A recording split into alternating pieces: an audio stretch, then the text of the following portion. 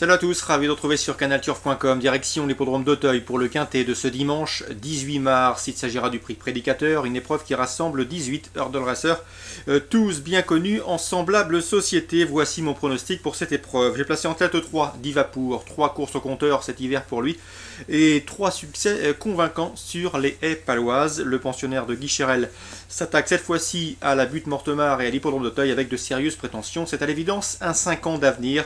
Mieux vaut donc le placer en très bon rang dans vos jeux.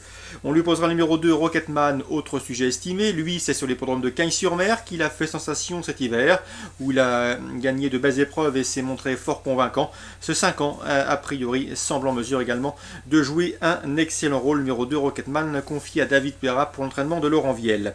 Je le reposerai une autre 5 ans, le numéro 6, Toscana Conti, une belle jument grise qui possède également du potentiel, que ce soit sur le steeplechase comme en haie. Elle vient d'ailleurs de se classer 3e en haie à Enghien. Et auparavant, elle avait brillé sur le steeple. Attention également numéro 8, Sable des Dunes. Souvenez-vous, sur une récente interview sur Canal Turf Radio, Patrice Quinton avait confié qu'il s'agissait là d'un bon sauteur, une bonne recrue pour Auteuil. Un cheval qui a été taillé et dressé pour réussir dans ce genre de tournoi.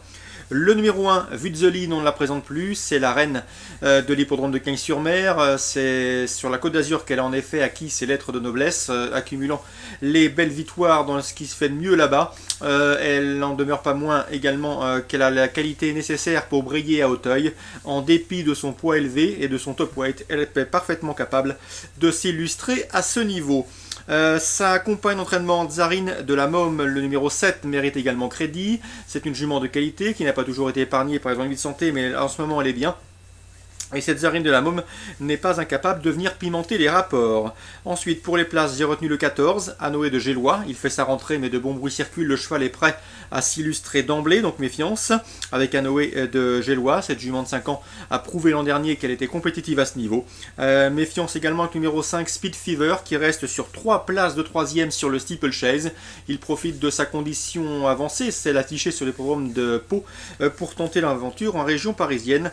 Donc, méfiance pour une place, c'est loin d'être impossible. Résumé chiffré, 3-2, 6-8, As et 7, 14 et 5. Concernant les infos recueillies auprès des professionnels, en réunion 2 à Cordemais, nous aurons notamment dans la deuxième la confiance de Mélodie Janvier, la fille et assistante de l'entraîneur Jean-Luc Janvier.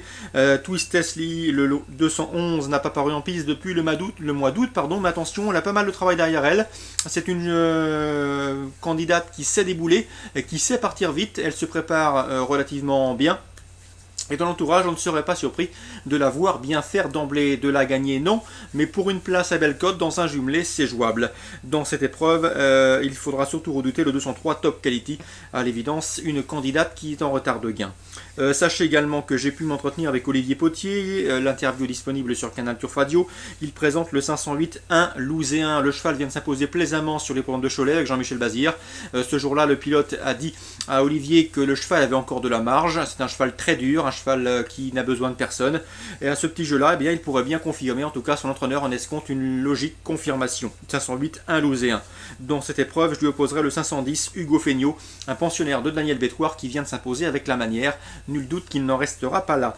Donc deuxième et cinquième, course ciblée. Je vous conseille également la première d'investir sur le 112 Vorensto, qui vient de s'imposer sur l'hippodrome de Nantes avec de la marge. C'est un pensionnaire de Jean Baudron qui n'a à l'évidence pas les gains en rapport avec son potentiel. Dans cette épreuve, le 111 Vigan mérite également crédit. Pourquoi pas un beau jumelé à tenter. Ce cheval est estimé par Jules Lepentier. Il a été malheureux lors de son avant-dernière sortie à Graignes où il a été un petit peu mis hors course. Il a remis les pendules à l'heure la dernière fois au Sable d'Olonne où il s'est classé bon deuxième. 112, 111 en jeu simple et en jumelé. Pour des informations plus spéculatives, on a le 211 et le 508.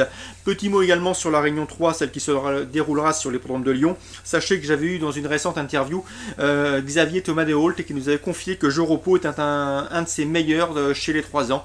Et Joropo sera en piste dans la deuxième, le 203. Donc à mon avis, il convient de le suivre avec un réel intérêt. Le 203, Joropo. Il pourrait bien, pourquoi pas, donner la réplique et venir chatouiller le 207 Gogarty, un 3 ans qui fait partie des meilleurs espoirs dans cette promotion de Frédéric Rossi. Et lui qui en a plusieurs déjà qui tiennent la route. Donc Réunion 3 à Lyon, 203, 207. Voilà pour les informations pour ce programme dominical. Très bon jeu à tous, bon week-end et à très bientôt sur Direct Course.